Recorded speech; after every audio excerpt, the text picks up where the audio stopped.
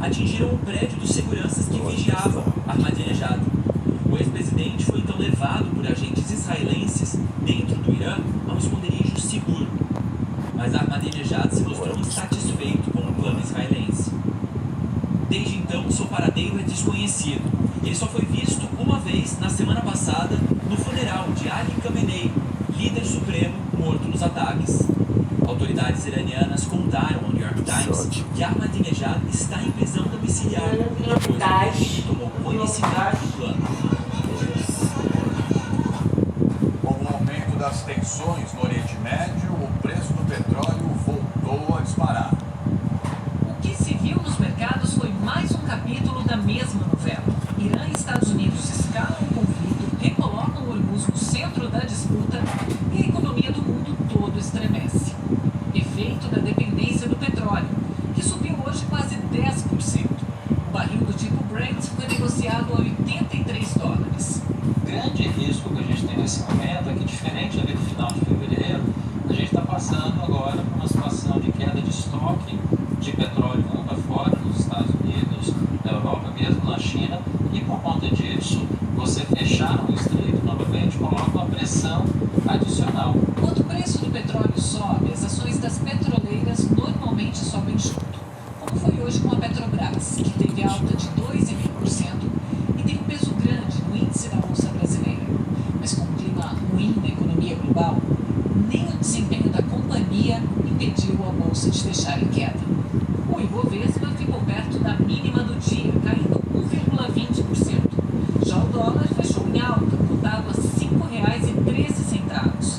Entre os motivos é que o aumento do petróleo alimenta as projeções de inflação e as incertezas sobre o futuro. E toda vez que isso acontece, os investidores vão em busca de segurança. Ao não entender exatamente quais são os próximos passos, quais serão os próximos passos nos Estados Unidos, isso traz volatilidade. Essa guerra que não se resolve imediatamente traz impactos de curto prazo que a gente vê no câmbio, na bolsa, e traz impactos de longo prazo, começa a prejudicar o caixa das empresas, o desempenho econômico do Brasil e da economia mundial. O ministro do Supremo, Alexandre de Moraes, suspendeu por 90 dias as visitas de Flávio Bolsonaro ao pai, Jair Bolsonaro.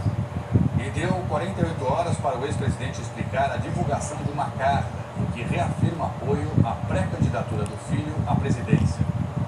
No sábado, Flávio Bolsonaro leu a mensagem do pai em uma rede social. Bolsonaro está em prisão domiciliar, proibido de usar redes sociais diretamente ou por intermédio de terceiros. Além disso, Moraes considerou que o pedido de voto foi configurado propaganda eleitoral antecipada, pode configurar, e encaminhou cópias do vídeo para o Ministério Público Eleitoral. A defesa do senador Flávio Bolsonaro afirmou que a decisão é ilegal e inconstitucional, que a lei de execução penal garante que o preso receba a visita de familiares e que, como advogado de Bolsonaro, Flávio tem o direito de se comunicar com o cliente.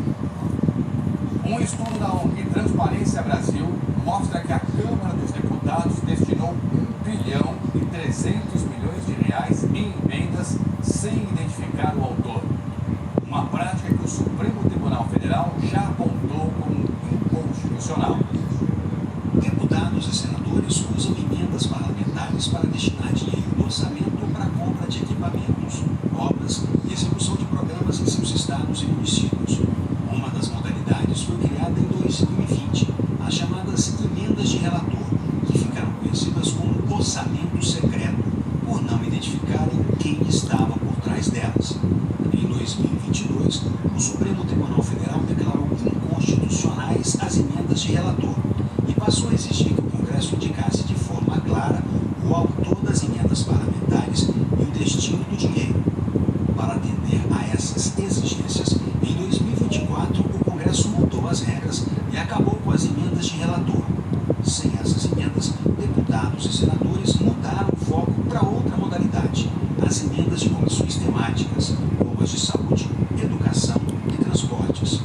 Em 2022, as emendas de comissões movimentaram R$ 136 milhões. Já no ano passado, subiram para mais de 9 bilhões.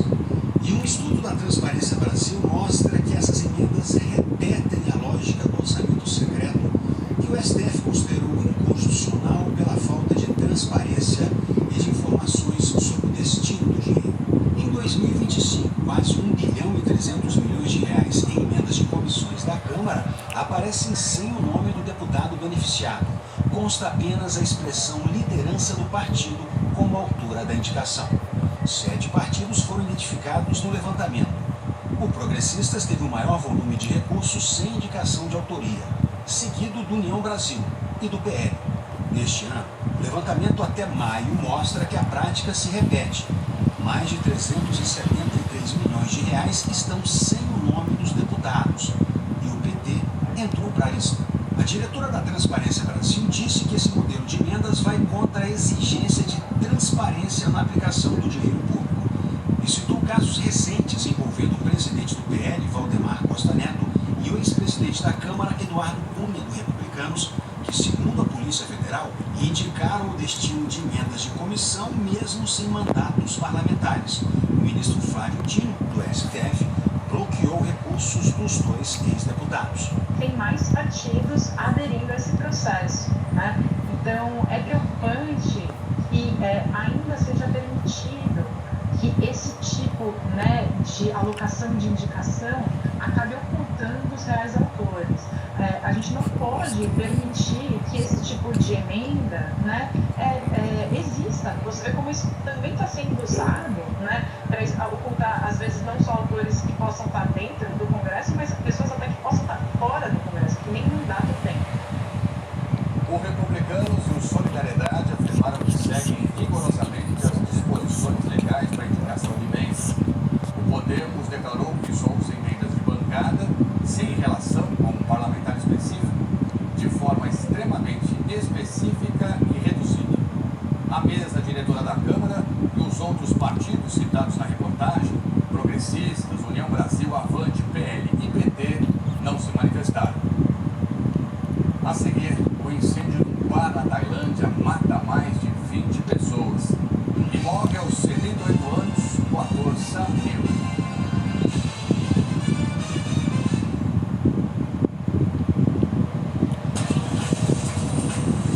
Acionar o motor. Transição para Monterey. Assistente de estacionamento. Para toda essa energia, só Moura.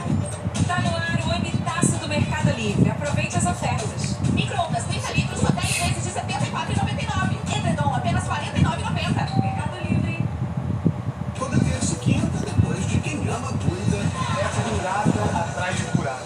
Pablo e Luizão. Até a realidade desconfia. Vamos lá, Central do Climão, bom dia. Fala com o Everaldo Marques. Fala, Rafael Portugal. Everaldo, tô te ligando pra avisar, meu irmão, que a tua carteirinha de brasileiro raiz acabou de ganhar um cartão vermelho. Mas ó, culpa não é sua não, tá? A culpa infelizmente é disso mesmo. Mudança climática que tá ameaçando nosso futebol e não é de hoje. Só acredito vendo. Chama o VAR. É chuva acabando com o jogo, é calor fazendo o jogador passar mal. Entra no site e fica de olho no climão. Tô chovendo, hein? Só calor. Tô aqui presente, chegando na humildade. Eu te trouxe mais que lanche, eu te trouxe a minha arte. O favelado que você precisa ouvir, porque o mundo ainda vai falar de mim. Qual foi, ó? Quem foi que chegou aí, mano? Caraca, mano, quase, moleque. É só o entregador.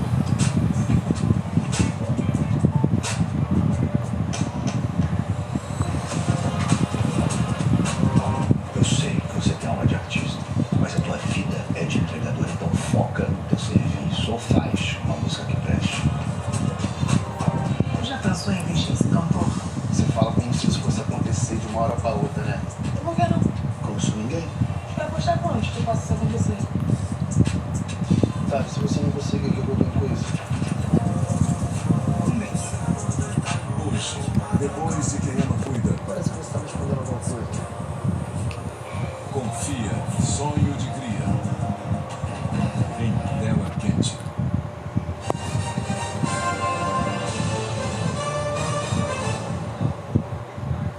Agentes da polícia americana, na verdade vamos mudar de assunto aqui, morreu hoje aos 78 anos o ator da Nova Zelândia, Sam Neill, conhecido pela série Jurassic Park. A família de Sam Neill informou hoje que o ator morreu em Sydney, na Austrália, com a mesma dignidade que marcou toda a sua vida e chamou perda de repentina e inesperada. Em abril deste ano, Neil revelou que estava livre de um câncer no sistema linfático após 5 anos de tratamento. Em 2023, quando escreveu um livro de memórias, disse que não estava interessado na doença e sim em viver. O maior sucesso da carreira foi Jurassic Park, Parque dos Dinossauros. No papel do paleontólogo Alan Grant, Neil chegou a dizer que o filme de Steven Spielberg funciona bem porque faz você sentir que pode quase tocar os dinossauros. Neil nasceu na Irlanda do Norte, mas se mudou para Nova Zelândia aos 7 anos e se descreveu como um menino nerd, gago e sem jeito para esportes.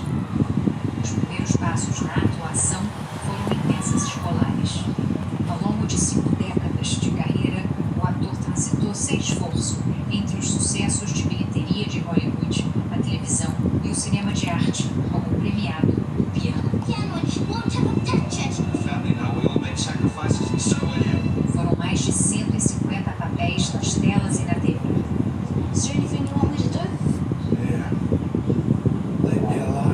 Sam Neill chegou a fazer um teste para interpretar James Bond e disse à época que ficou feliz por não conseguir o papel.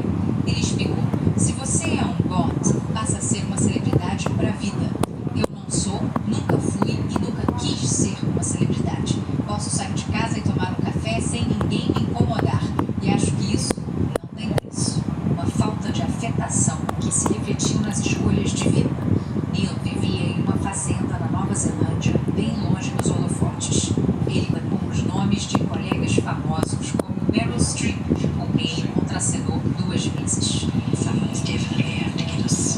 Hoje, nas redes sociais, amigos descreveram uma pessoa generosa, decente e divertida. A atriz Laura Dern disse que Sam Neill era um verdadeiro e nobre cavalheiro.